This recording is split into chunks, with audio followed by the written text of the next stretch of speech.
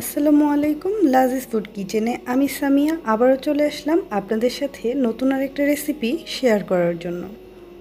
আজকে আপনাদেরকে আমি করে দেখাবো মোমো। মোমো আমাদের সবারই প্রিয় একটা স্ট্রিট ফুড।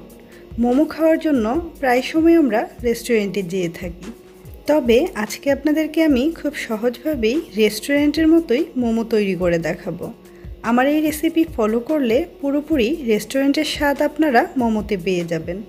আশা করছি আমার এই ভিডিওটা আপনাদের অনেক উপকারে আসবে। তাহলে চলুন দেখে নেওয়া যাক মোমোটা কিভাবে তৈরি করতে হয়। তো প্রথমে মোমোর রুটিটা বানানোর জন্য ডো তৈরি করে নেব। তো এখানে আমি নিয়ে নিয়েছি 2 কাপ ময়দা, সাথে দিয়ে দিব পরিমাণ মতো লবণ। লবণটাকে ময়দার সঙ্গে খুব ভালো করে মিশিয়ে নিব। তারপর নর্মাল পানি দিয়ে আমি একটা স্মুথ ডো তৈরি করে নিব। নর্মাল রুটি পরোটার ডোর মতোই এই মোমো রুটির ডোটা তৈরি করে নিতে হবে। তো এই তো ডোটা কিন্তু তৈরি হয়ে গিয়েছে। এখন এটাকে আমি ঢাকনা দিয়ে ঢেকে রাখবো আধা ঘন্টার জন্য। এর মধ্যে আমি মোমোর ভিতরের পুরটা রেডি করে নিব। তার জন্য এখানে আমি নিয়ে নিয়েছি 1 কাপ মুরগির মাংসের কিমা। এখন এতে আমি দিয়ে দিব 1 চা চামচ পেঁয়াজ কুচি, সাথে দিয়ে দিব হাফ চা চামচ কাঁচামরিচ কুচি, আর দিয়ে দিব আধা চা চামচ আদা বাটা, আধা চা চামচ রসুন বাটা, সাথে দিয়ে দিব আধা চা চামচ পরিমাণ গোলমরিচের গুঁড়ো, আরও দিয়ে দিব 1.5 চা চামচ পরিমাণ সয়া সস, আর এখন দিয়ে দিব স্বাদ মতো লবণ। লবণটাকে একটু বুঝে শুনে দিতে হবে, কেননা সয়া সসে যেহেতু লবণ থাকে সেই ক্ষেত্রে লবণটা একটু কমিয়েই দিতে হবে। সামান্য একটু ধনিয়া পাতা দিয়ে দিলাম। আর এখন দিয়ে দিব একদম গরম করে নেওয়া রান্নার রেগুলার তেল। তেলটাকে অবশ্যই খুব ভালো করে গরম করে নিতে হবে।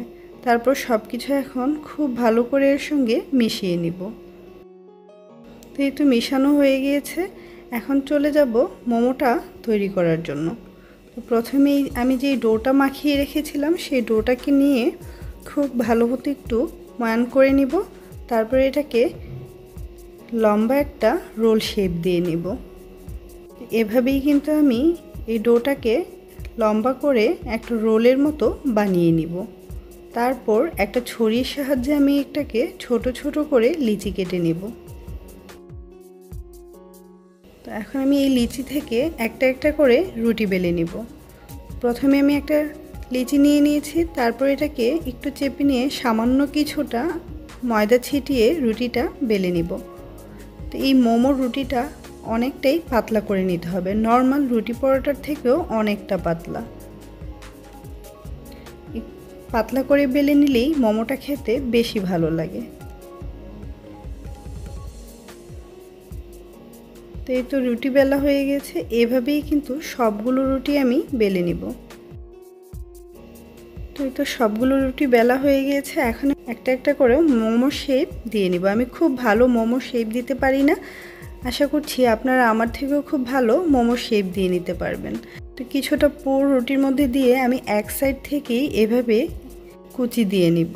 তারপর মুখটাকে একটু চেপে আটকে দিব। আমি খুব ভালো পারি না, আবারও বলছি, আপনারা আমার থেকেও খুব ভালো করে এই মোমোটা বানিয়ে নেবেন। আমি আরও একটা ডিজাইন করে দেখাচ্ছি। মোমো তৈরির কিন্তু অনেক ডিজাইন হয়, আপনারা এভাবেই কিন্তু মোমোটাকে তৈরি করে নেবেন। এভাবেই কিন্তু সবগুলো মোমো আমি মোটামুটি বানিয়ে নিয়েছি।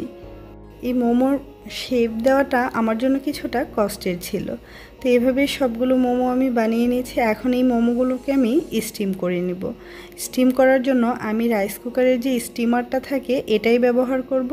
আর এই স্টিমারটাতে আমি প্রথমে কিছুটা তেল ব্রাশ করে নিয়েছি, তারপরে আমি মোমোগুলো দিয়েছি, না হলে আপনার এই মোমোটা তুলে নিতে সমস্যা হবে।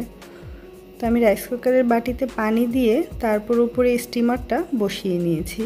আর এভাবে এইগুলোকে আমি 10 মিনিটের মতো স্টিম করে নিব। 10 মিনিটের মধ্যেই কিন্তু আপনার এই মোমোটা পুরোপুরি হয়ে যাবে।